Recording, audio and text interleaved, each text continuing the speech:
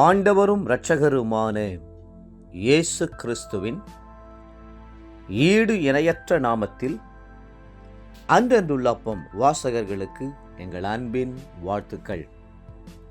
2025 ஆண்டு ஏப்ரல் மாதம் 6ஆம் தேதி ஞாயிற்றுக்கிழமைக்குரிய தின தியானம். இன்றைய தலைப்பது விரும்பினது வரும்போதோ.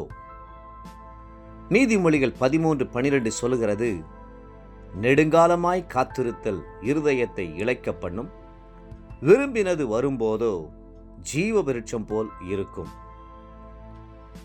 நீதிமானுடைய ஆசை நன்மையே என்றும், நீதிமான் விரும்புகிற காரியம் அவனுக்கு கொடுக்கப்படும் என்றும் வேதம் திட்டமும் தெளிவுமாய் சொல்லுகிறது. நீதிமொழிகள் 11:23 மற்றும் நீதிமொழிகள் 10:24. நாம் விரும்பினதை பெற்றுக்கொள்வதற்கு ஒரே ஒரு நிபந்தனை என்னவென்றால், நாம் நீதிமானாய் இருக்க வேண்டும் என்பதே. எப்படி நீதிமானாவது? கர்த்தரை உள்ளத்தில் சொந்த இரட்சகராக ஏற்றுக்கொண்டவர்கள் அவருடைய நாமத்தினாலும் தேவனுடைய ஆவியினாலும் கழுவப்படுகிறார்கள் என்றும், பரிசுத்தமாக்கப்படுகிறார்கள் என்றும், நீதிமான்களாக்கப்படுகிறார்கள் என்றும் 1 கொரிந்தியர் 6:11 சொல்லுகிறார். அப்படி நாம் நீதிமான்களாக்கப்பட்டிருப்போமானால் நம்முடைய விருப்பங்களும் நிச்சயமாகவே நீதிமான்களுடைய விருப்பங்களாகவே இருக்கும். கர்த்தருக்கு உகந்த விருப்பங்களாகவே இருக்கும். தேவனுடைய ராஜ்யத்தையும் அதன் நீதியையும் தேடுகிற விருப்பங்களாகவே இருக்கும். நம்முடைய சிந்தனைகள், நினைவுகள், விருப்பங்கள் கூட கர்த்தருக்கு ஏற்றவைகளாகவும் பரிசுத்தம் உள்ளவைகளாகவும் விளங்கும். இக்காலத்தில் மனுஷருடைய நிலைமை என்ன?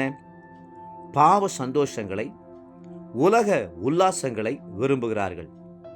மனதும் மாம்சமும் விரும்பினவைகளையெல்லாம் செய்து வருகிறார்கள். கடைசி காலத்தில் மனுஷர்கள் தற்பிரியராயும் பணப்பிரியராயும் சுகபோக பிரியராயும் இருப்பார்கள் என்று வேதம் சொல்லுகிறது. 2 தீமோத்தேயு 3:2 மற்றும் 4 ஆனாலும் கர்த்தருடைய பிள்ளைகளின் வாஞ்சையும் பிரியமும் இந்த பூமிக்குரியது அல்ல. நீங்கள் கிறிஸ்துவுடன் கூட எழுந்ததுண்டானால், கிறிஸ்து தேவனுடைய வலது பாரிசத்தில் வீற்றிருக்கும் இடத்திலுள்ள மேலானவைகளை தேடுங்கள், பூமியில் உள்ளவைகளை அல்ல, மேலானவைகளையே நாடுங்கள். ஏனென்றால் நீங்கள் மரித்தீர்கள், உங்கள் ஜீவன் கிறிஸ்துவுடனே தேவனுக்குள் மறைந்திருக்கிறது. கொலோசையர் 3:1-3 முடிய. மரித்த ஒருவனுக்கு இம்மண்ணுலகத்தில் யாதொரு விருப்பமும் பற்றுதலும் இருக்க முடியாது. அதுபோலவே நாமும் கூட பாவத்துக்கு மரித்து நீதிக்கு பிழைத்திருக்கிறோம். நீதிமான்கள் என்று பெயர் பெற்றிருக்கிறோம். கிறிஸ்துவோடு கூட சிலுவையில் அறையப்பட்டு அவருடன் மரித்து அவருடனே அடக்க பண்ணப்பட்டிருக்கிறோம். இப்பொழுது மாம்சத்தில் பிழைத்திருக்கிறதோ, நம்மில் அன்பு கூர்ந்து நமக்காக தம்மை தாமே ஒப்பு கொடுத்த தேவனுடைய குமாரனை பற்றும் விசுவாசத்தினாலே பிழைத்திருக்கிறோம். ஆகவே மேலானவைகளையே விரும்புவோமாக.